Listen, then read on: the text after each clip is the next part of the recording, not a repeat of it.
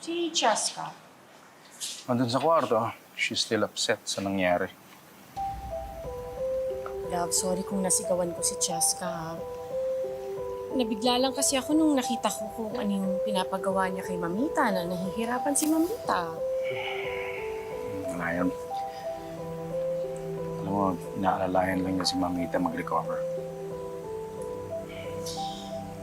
Sa totoo lang, stress na rin kasi ako, kaya ako nagkakaganito. Alam mo naman, ako ang nag-aasikaso dito sa bahay. Ako nag-aalaga kay Mamita, tapos ngayon malalaman ko pa na nakalabas na si Farah.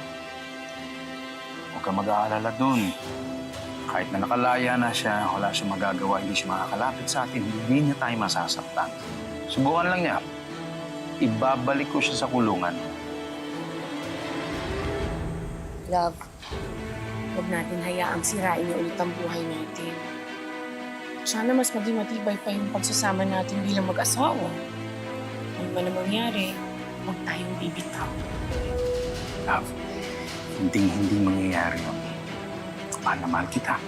Si Cheska, tsaka si Mamita. Itataya ko ang buhay ko para sa inyo.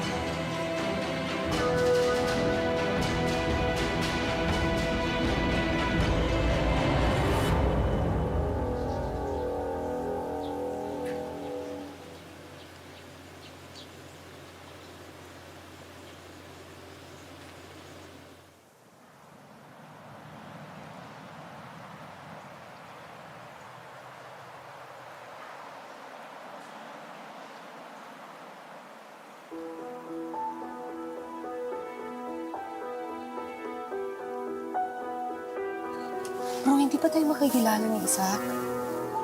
Hindi niya kilala tong sasakyan na to. Safe tayo, hiniram ko lang to eh. Lapit na natin. Ito tayo bro, sumilip tayo.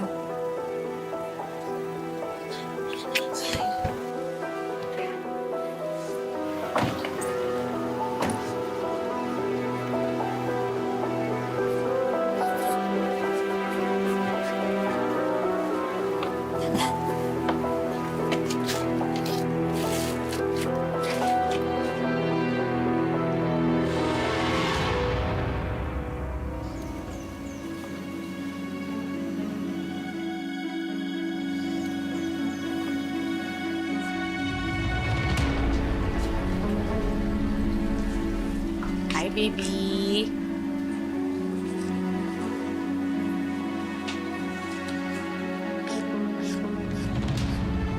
Hi, Cheska. Sabi ng mami mo, sorry na daw. Please, forgive mo na siya. Sorry. Sorry.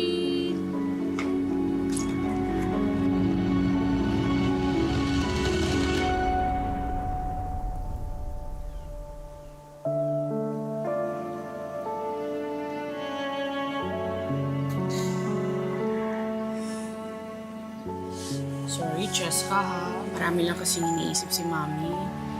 Like what po? Na baka may dumating na monster tapos kunin kayo ng daddy mo sa akin. What monster?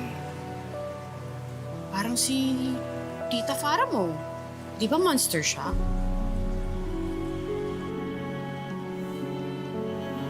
Ayoko po kay Tita Farah. Di niya po ako makukuha sa iyo, Mami. Di po ako sasama sa kanya.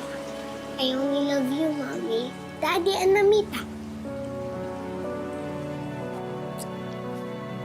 Si Cheska.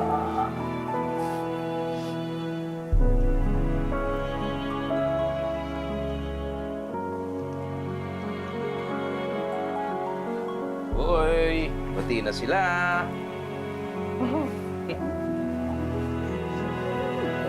Naman.